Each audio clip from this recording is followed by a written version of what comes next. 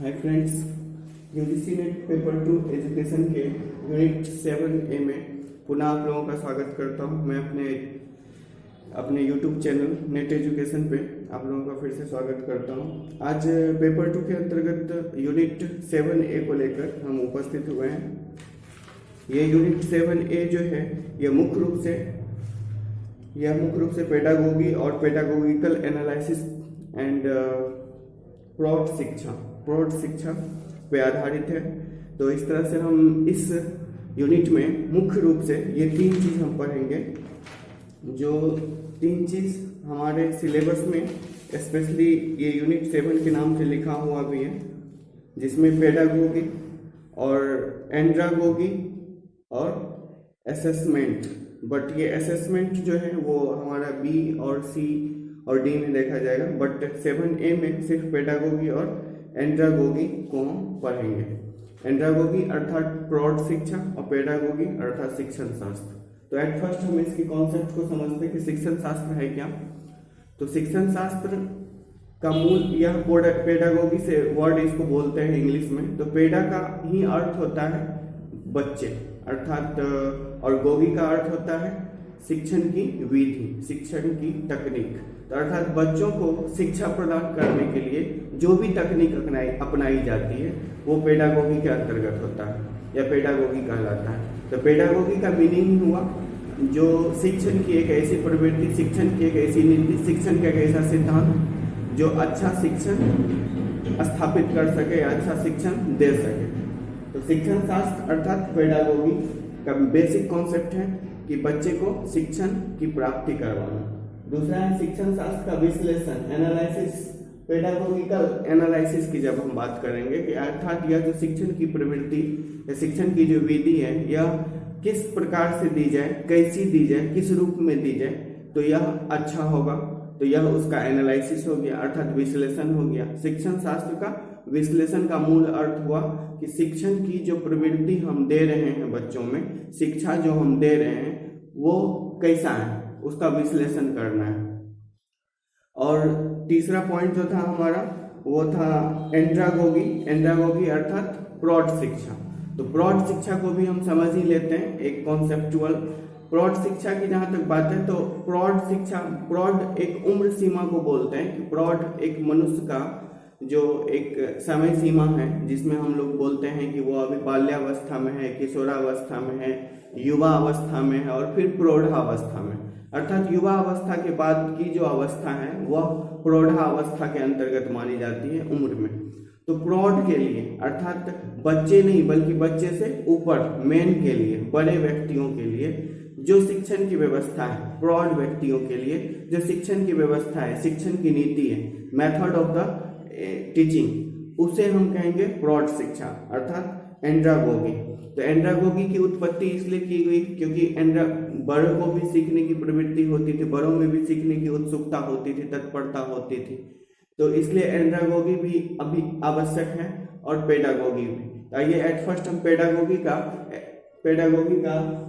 पेडागोगिकल analysis को समझते हैं। अब पेडागोगी तो समझ गए, अब पेडागोगिकल एनालिसिस को देखते हैं। ये पेडागोगी एनालिसिस का मूल अर्थ हुआ कि हम जो शिक्षण प्रस्तुत करेंगे, शिक्षण की हमारी तकनीक जो है उसका हम विश्लेषण करेंगे।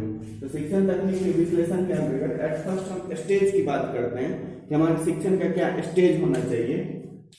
तो कभी भी शिक्षण जो दी जाती है एक विशेष एम को लेकर, तो पेडागोगिकल एनालिसिस में यह देखा जाता है कि सबसे पहले हमारे पास एक अच्छा एम होना चाहिए, क्योंकि जिस किसी प्रकार की शिक्षा हम ग्रहण कर रहे हैं उसका हमारे पास एक एम होना चाहिए और इस एम के अकॉर्डिंग हम एजुकेशन लेंगे। दूसरा है कि टीचिंग मेथड। अगर शिक्षक है, क्योंकि शिक्षक के द्वारा या पेडागोगिकल एनालिसिस जो है यह शिक्षकों द्वारा शिक्षण की देने की एक प्रवृत्ति है, नीति है, तो उसमें टीचिंग मेथड में हम क्या अपना रहे हैं। जैसे कि हम आपको पढ़ा रहे हैं और आपको अगर हमारी ये बातें, हमारा यह मेथड, हमारा यह तरीका, हमारी यह विधि, हमारा यह तकनीक आपको अच्छा नहीं लगता है तो आप नहीं पढ़िएगा, आपको अच्छा नहीं लगेगा, आप नहीं देखिएगा। तो मेथड क्या है, टीचिंग मेथड क्या है? टीचिंग मेथड यही है कि हमने जो पढ़ाने के समय जो तरीका अपनाया वो कैसा है। तो शिक्षकों के इस तकनीक को देखना अति आवश्यक है। सबसे पहले आप एम देखिए कि किस एम के अकॉर्डिंग आप एजुकेशन दे रहे हैं। दूसरा टेक्निक मेथड देखिए कि किस मेथड के द्वारा पढ़ाई की जा रही है, और फिर उसका इवैल्यूएशन कीजिए, मूल्यांकन कीजिए जो हम जो शिक्षक होकर इस तकनीक के द्वारा इस एम के अकॉर्डिंग हम एजुकेशन दे रहे हैं वो कैसा है। फिर आप विषय वस्तु का एनालिसिस कीजिए कि किस विषय वस्तु को पढ़ाना है।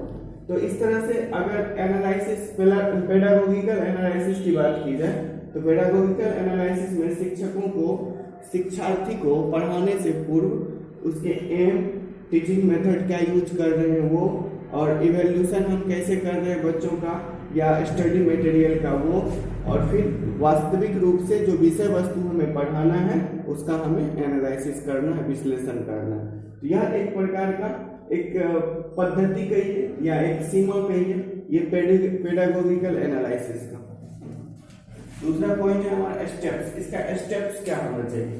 तो कभी भी आप अगर एक अभी जैसे कि हम लोग यूजीसी नेट की तैयारी कर रहे हैं, इसमें 10 यूनिट दिया हुआ है।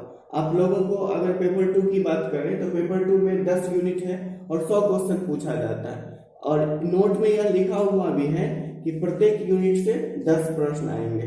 तो 10 यूनिट है, 100 प्रश्न आएगा। तो आप अगर इसको आप देख लिए तब इसको क्या कीजिएगा, अगर आपके पास मान लीजिए कि 100 दिन है, सपोज दैट मान लीजिए कि आपके पास 100 दिन पढ़ने के लिए था, तो आप क्या करिएगा 10-10 दिन में एक यूनिट को भी बांट लीजिएगा। 10-10 दिन में एक यूनिट खत्म करना है, हर 10 दिन में दूसरा यूनिट खत्म करना है। तो आप 100 दिन में प्रिपरेशन कीजिएगा।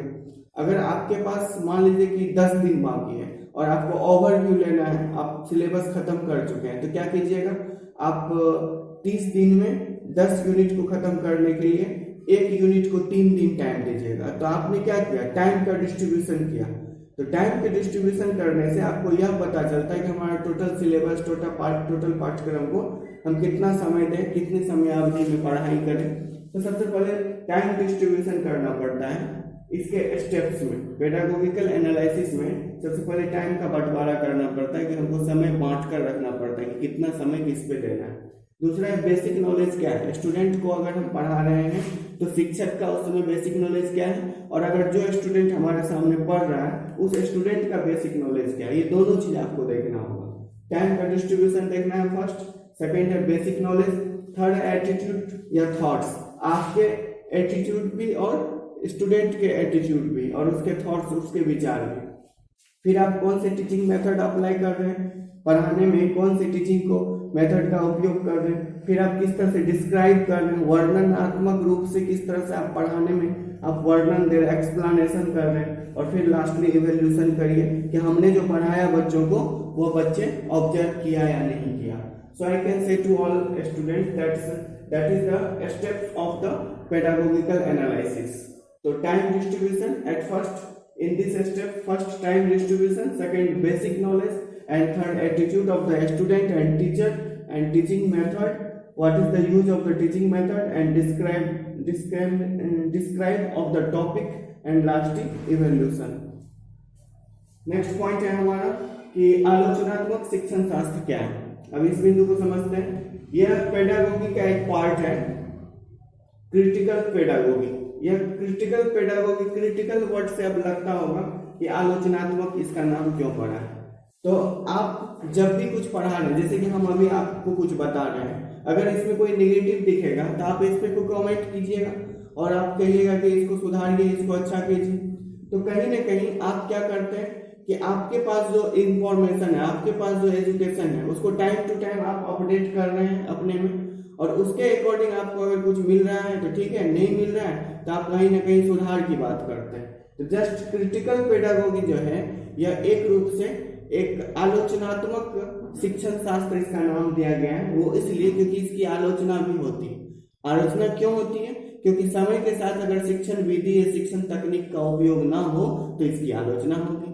अर्थात वह पेडागोगी, वह शिक्षण शास्त्र जिसमें समय के साथ शिक्षण विधि में बदलाव किया जाए और वर्तमान समय के अनुकूल शिक्षण को प्रस्तुत किया जाए, तो वह शिक्षण ही क्रिटिकल पेडागोगी कहलाएगी। अर्थात उसे हम आलोचनात्मक शिक्षण शास्त्र कहेंगे। अर्थात क्रिटिकल पेडागोगी वह पेडागोगी है जिसके अंतर्गत वर्तमान समय के अकॉर्डिंग एजुकेशन टेक्निक का उपयोग करके एजुकेशन प्रोवाइड कराई जाती है। तो यह हमारा पेडागोगिकल क्रिटिकल पेडागोगी कहलाएगी। नेक्स्ट है कि क्रिटिकल पेडागोगी के 3 स्टेप, 3 पार्ट। एक पार्ट है मेमोरी लेवल, दूसरा है अंडरस्टैंडिंग लेवल और थर्ड है रिफ्लेक्टिव लेवल। यहाँ मेमोरी लेवल का मीनिंग हुआ कि स्मृति स्तर पे जो क्रिटिकल पेडागोगी है उसका एक भाग जो है स्मृति स्तर है, दूसरा है समझ या बोध का स्तर है और तीसरा रिफ्लेक्टिव लेवल अर्थात चिंतन का स्तर। अर्थात ये 3 स्तरों में क्रिटिकल पेडागोगी डिवाइड किया हुआ है। तो मेमोरी लेवल जो है हमारा स्मृति स्तर, इसके जो प्रवर्तक है वो हर्ब्रेशन मोटी, इसके जो प्रवर्तक है वो से इसका नाम हमने नहीं लिखा है तो इनके प्रवर्तक को हम लिख देते हैं हर्बर्ट ही है, हर्बर्सन मॉडल कहलाता है। तो इनके प्रवर्तक भी यही माने जाएंगे और जो इनके नाम में मॉडल दिया है उन्हीं को इनका प्रवर्तक माना गया है। और इनकी जो उद्देश्य है, इन तीनों लेवल के जो उद्देश्य है ये इसके नाम से ही निर्देशित है। जैसे कि मेमोरी लेवल है, इसका उद्देश्य क्या है? बच्चों को स्मृति में लाना, यानी बच्चों की याददाश्त को बढ़ाना, बच्चों की याददाश्त की प्रवृत्ति को अच्छा करना, उसकी याददाश्त को और इंक्रीज करना। जैसे अंडरस्टैंडिंग लेवल है तो इसका उद्देश्य क्या होगा? इसमें समझ विकसित करना, बच्चों के बोध की विकसित करना, बच्चों की समझ को विकसित करना। रिफ्लेक्टिव लेवल है तो इसका उद्देश्य क्या होगा? बच्चों में चिंतन के प्रति प्रेरणा जगाना, चिंतन करने की उसको मोटिवेशन करना ताकि वो चिंतन कर सके, खुद से स्टडी के अकॉर्डिंग चिंतन कर सके। तो मेमोरी लेवल को एक हर्बर्सन मॉडल भी कहा जाता है, अंडरस्टैंडिंग लेवल को मैरिजन टीचिंग मॉडल कहा जाता है और रिफ्लेक्टिव लेवल को big and Hunt teaching model कहा जाता है। ये सारे इसके प्रवर्तक भी हैं, इसलिए इन्हीं के नाम के आधार पर एक मॉडल भी तैयार किया गया है और इन्हीं के नाम के कारण इसके स्मृति स्तर को भी याद किया जाएगा। तो आप इसके नाम को जरूर याद रखिएगा क्योंकि इनके नाम के द्वारा ही इसे याद रखा जाएगा। नेक्स्ट है कि इसमें मेमोरी लेवल में जो है मुख्य भूमिका जो होती है वो टीचर की होती है, क्योंकि टीचर की मेमोरी के लिए, याददाश्त के लिए, याद दिलाने के लिए, याद की प्रवृत्ति को बढ़ाने के लिए टीचर जो है स्टूडेंट को कहता है और टीचर ही उसके लिए बहुत ज़्यादा प्रेरित करता है स्टूडेंट को। दूसरा है कि अंडरस्टैंडिंग लेवल, इसमें टीचर और स्टूडेंट दोनों की भूमिका होती है, दोनों एक्टिव होते हैं। और थर्ड है स्टूडेंट्स लेवल, तो रिफ्लेक्टिव लेवल में जो है वो स्टूडेंट्स की भूमिका ज़्यादा होती है क्योंकि चिंतन खुद से करनी होती है और स्टूडेंट ही करते हैं। तो इस तरह से इसका उद्देश्य भी हो गया और इसमें किसकी भूमिका है ये भी आप समझ गए, ये किस मॉडल के अंतर्गत आता है ये भी समझ गए और किन्होंने इस मॉडल को दिया ये भी आप समझ गए। जो मॉडल का नाम दिया है उन्होंने ही इस मॉडल को दिया भी है। नेक्स्ट पॉइंट है हमारा कि इसकी जो संरचना है, इन मॉडल की जो संरचना है वो किस रूप में होगी। तो जनरली हम इस तीनों मॉडल की संरचना की तो बात जनरली यही लगभग है, परंतु मुख्य रूप से मेमोरी लेवल की जो संरचना है वो सबसे पहले प्रिपरेशन के रूप में है कि एट फर्स्ट हमें प्रिपरेशन करना चाहिए, फिर उसके बाद हमें प्रेजेंटेशन करना चाहिए एज ए टीचर। जब हम टीचिंग दे रहे हैं किसी स्टूडेंट को तो सबसे पहले हमें यह तैयारी करना पड़ता है कि हमें क्या और कैसी शिक्षा देना है। दूसरा, हमें यह देखना पड़ता है कि हमारा प्रेजेंटेशन कैसा हो रहा है, प्रस्तुतिकरण हम कैसे कर रहे हैं। उसके बाद कोरिलेट करना है, सब्जेक्ट से हम इन्वायरमेंट को कोरिलेट करके पढ़ाएंगे या स्टूडेंट के थॉट से सब्जेक्ट को कोरिलेट करके पढ़ाएंगे। उसके बाद जनरल वे में इसे सामान्यीकरण रूप में भी एक्सप्लेनेशन करना है और समझाना है। और थर्ड, उसके बाद अप्लाइड करना है, इसको लास्टली इसको अप्लाइड करना है। तो ये जो है हमारा कंस्ट्रक्शन है, या कंस्ट्रक्शन ही समझिए, यह एक प्रकार की संरचना है इन मॉडलों को प्रभावित करने का। अर्थात कभी भी अगर एक टीचर की बात की जाए तो टीचर सबसे पहले प्रिपरेशन करेंगे, फिर उसके बाद उसको प्रस्तुतिकरण करेंगे, फिर उसको किसी सब्जेक्ट को उसके एनवायरनमेंट या आसपास के चीज़ों से उसे रिलेट करेंगे, जोड़ेंगे और फिर जनरल वे में डिस्क्राइब करेंगे, फिर स्टूडेंट फिर वो अप्लाइड करेंगे इन नीतियों को, और लास्टली जो होगा वो एवेल्यूशन किया जाएगा। एवेल्यूशन के द्वारा हम पता कर सकते हैं कि मेमोरी लेवल में बच्चे की याददाश्त बढ़ी या नहीं, उसकी कोई परीक्षा लेके, कोई ऑरल टेस्ट या कोई मौखिक टेस्ट लेकर, फिर अंडरस्टैंडिंग लेवल की जांच जब इवैल्यूएशन के अंतर्गत आकर करेंगे तो देखेंगे कि बच्चे की कैसी समझ विकसित हुई, क्योंकि सभी बच्चे की अपनी अपनी समझ होती है। रिफ्लेक्टिव लेवल में जाके जब हम टीचर इवैल्यूएशन करेंगे तो देखेंगे कि बच्चों में चिंतन की क्षमता बढ़ी या नहीं बढ़ी, वो खुद में चिंतन करने के लिए तैयार हुआ या नहीं हुआ। इस तरह से हमारा यह क्रिटिकल पेडागोगी के पार्ट है और उसके कुछ मॉडल है जिसे आप याद रखें, क्योंकि इससे संबंधित प्रश्न आने की संभावना होगी निश्चित रूप से। ये जो है ये ऑप्शन के रूप में आ सकता है कि preparation, presentation, coordination, generalisation and applied, तो इसे आप विशेष रूप से याद रखिएगा। नेक्स्ट पॉइंट है हमारा शिक्षा में प्रौढ़ शिक्षा की संकल्पना। तो प्रौढ़ शिक्षा का कॉन्सेप्ट क्या है, इसको तो हमने बता ही दिया। साथ ही अब इसे देखते हैं कि यह स्वनिर्देशित अधिगम की क्षमता है, स्वनिर्देशित अधिगम की सक्षमता है कैसे। तो जो प्रौढ़ होते हैं, जो व्यक्ति प्रौढ़ होते हैं, सीनियर होते हैं, वो अधिकांशतः अपने से सीखते हैं, अधिकांशतः उसमें अपने से सीखने की समझ होती है, तो वह सेल्फ डायरेक्शनल लर्निंग कहा जा सकता है, क्योंकि यह जो उसकी कॉम्पिटेंसी होती है वो खुद की क्षमता पर, उसकी खुद की क्षमता पर आधारित होती है और खुद के डायरेक्शन में होती है। बस एक गाइड के लिए एक टीचर वहां काम कर रहा होता है। अर्थात प्रौढ़ शिक्षा की जो कॉन्सेप्ट है वो बेसिकली देखा जाए तो वो सेल्फ डायरेक्शनल है, सेल्फ लर्निंग है और सेल्फ कॉन्टेम्पेंसी है, खुद की क्षमता पर आधारित है। इसलिए प्रौढ़ शिक्षा को स्वनिर्देशित अधिगम की सक्षमता भी कही जाती है, या इसका एक स्वरूप ऐसा भी होगा। नेक्स्ट पॉइंट है हमारा प्रौढ़ शिक्षा का सिद्धांत क्या है। तो प्रौढ़ शिक्षा का सिद्धांत है मालकोल नॉल्स मॉडल इसे कहते हैं, क्योंकि यह सिद्धांत मालकोल नॉल्स ने ही दिया था, इसलिए इसे मालकोल नॉल्स मॉडल ही कहा जाएगा। वैसे इस शब्द की उत्पत्ति जो है, ये प्रौढ़ शिक्षा जो है एंड्रोलॉजी, एंड्रागोगी, ये जो प्रौढ़ शिक्षा है एंड्रागोगी वर्ड जो है, यह वर्ड का प्रतिपादन जो है अलेक्जेंडर कॉप ने दिया था, परंतु यह जब इस सिद्धांत की उत्पत्ति की बात करेगा तो प्रौढ़ शिक्षा का सिद्धांत तो ये नॉल्स ने ही दिया है। तो इस तरह से मालकोल नॉल्स के मॉडल को भी हमें याद रखना है, क्योंकि यह मॉडल पूछा जा चुका है इससे पहले।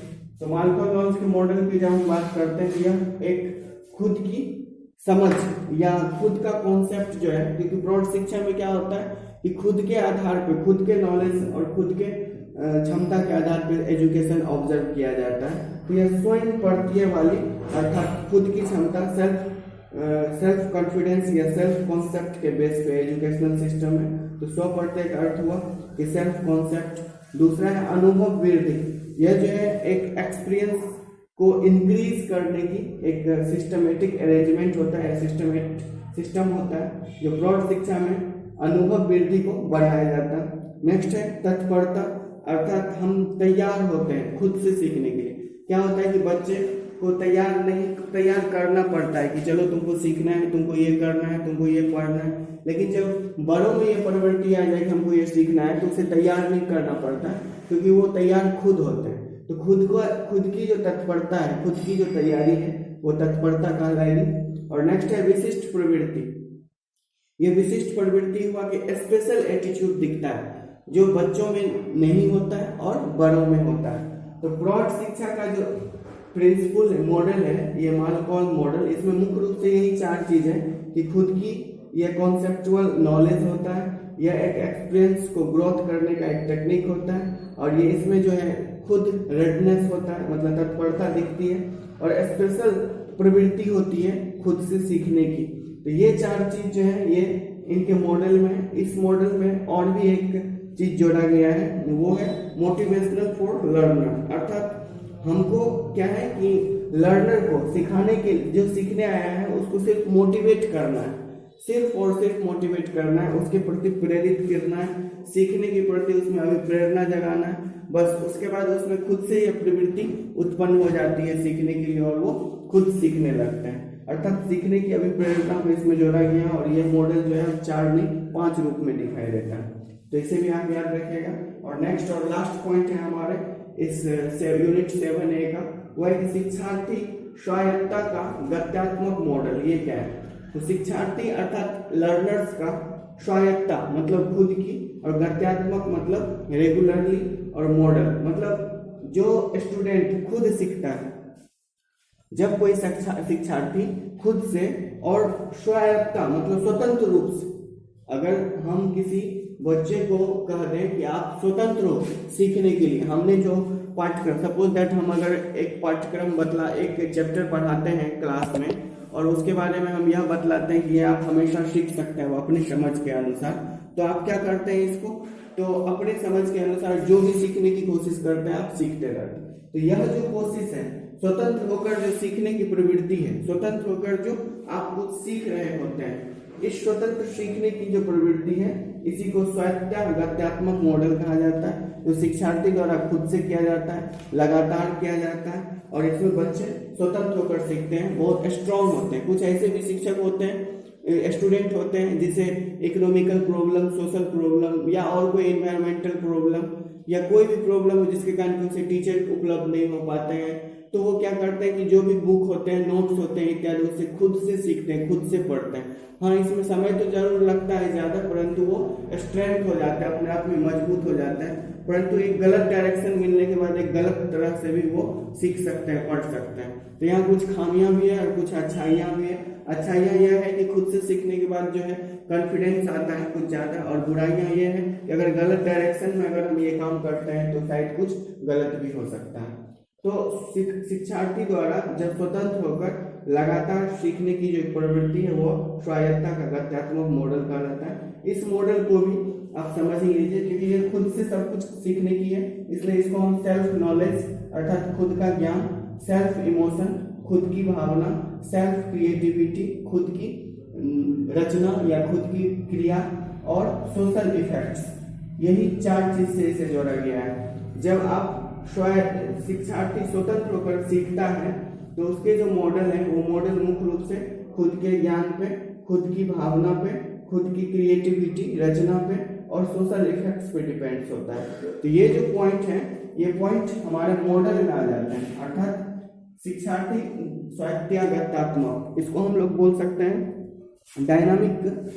Dynamic model of learners autonomy, dynamic model of learners autonomy. तो इसके जो मॉडल है, ये मॉडल है सेल्फ नॉलेज खुद की ज्ञान, सेल्फ इमोशन खुद का भावना, और सेल्फ क्रिएटिविटी खुद की संरचना या क्रिया, और सोशल इफेक्ट्स। इन सभी चीजों को जब आप खुद से सीखते हैं तो लास्टली आपका इवैल्यूएशन होता है, और ये आपका बन जाएगा एक प्रकार का अभिकल्प, अर्थात एक प्रकार का आपका यह डिजाइन बन जाएगा कि इस डिजाइन पे आप सीखते हैं, और इन प्रक्रियाओं को इवैल्यूट करते हैं। लास्टली आप मूल्यांकन करते हैं, और मूल्यांकन में आप पाते हैं कि नहीं यह अच्छी नीति है, अच्छी प्रक्रिया है, तो आप इसके अनुरूप ही चलते हैं। अगर आपको लगता है कि नहीं कहीं ना कहीं इसमें गलतियां हैं, खामियां हैं, तो इससे आप चेंज हो जाते हैं। तो इस तरह से हमारा जो यूनिट 7 है आज समाप्त हो रहा है। नेक्स्ट यूनिट 7B को लेकर हम उपस्थित होंगे। तब तक के लिए धन्यवाद।